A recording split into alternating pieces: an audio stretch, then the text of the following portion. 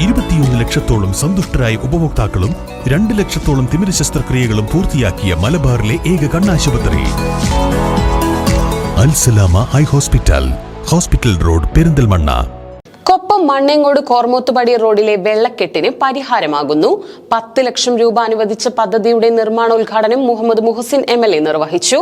കൊപ്പം പഞ്ചായത്തിലെ 4-ാം വാർഡിലെ മണ്ണേങ്കോട് പനങ്കളം നിവാസികളുടെ മണ്ണേങ്കോട് കോർമോത്തുപടി റോഡിലെ വെള്ളക്കെട്ടിന് പരിഹാരം കാണുന്നതിനും റോഡ് പുനരുദ്ധാരണത്തിനും പട്ടാമ്പി MLA മുഹമ്മദ് മുഹസിൻ അനുവദിച്ച 10 ലക്ഷം രൂപയുടെ നിർമ്മാണോദ്ഘാടനം MLA മുഹമ്മദ് മുഹസിൻ നിർവഹിച്ചു. സത്യത്തിൽ പറഞ്ഞ പഞ്ചായത്ത് ഇലക്ഷന് മുമ്പ് ചെയ്യാനുള്ള ഫണ്ടുകളൊക്കെ കൊടുത്തു കഴിഞ്ഞു.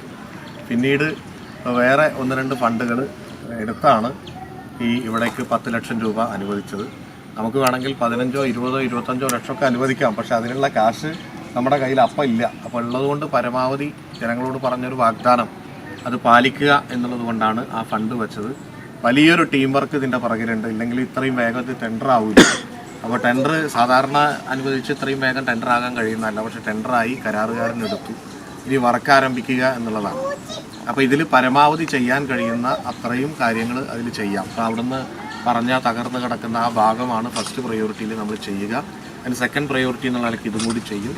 ഇതിൻ്റെ ബാക്കി ഇനിയും ചിലപ്പോൾ ഫണ്ട് വേണ്ടി വന്നേക്കാം. അത് നമുക്ക് അടുത്ത ഘട്ടത്തിൽ ചെയ്യാം. പിന്നെ എന്തോ പഞ്ചായത്തിൽ 1-2 ലക്ഷം രൂപ കൂടി ഉണ്ട് എന്നാണ് ഞാൻ കേട്ടത്.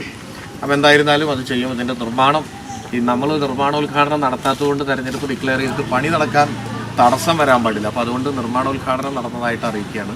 ചടങ്ങിൽ വാർഡ് മെമ്പർ ആതിര, വിനോദ് കുമാർ, മോഹൻദാസ്, സുരേഷ് കുമാർ, സജീഷ്, ഫഹദ്, രാകേഷ്, രാജരാജൻ എന്നിവർ പങ്കെടുത്ത് സംസാരിച്ചു. പ്രദേശവാസികളും പൗരപ്രമുഖരും ചടങ്ങിൽ സംബന്ധിച്ചു.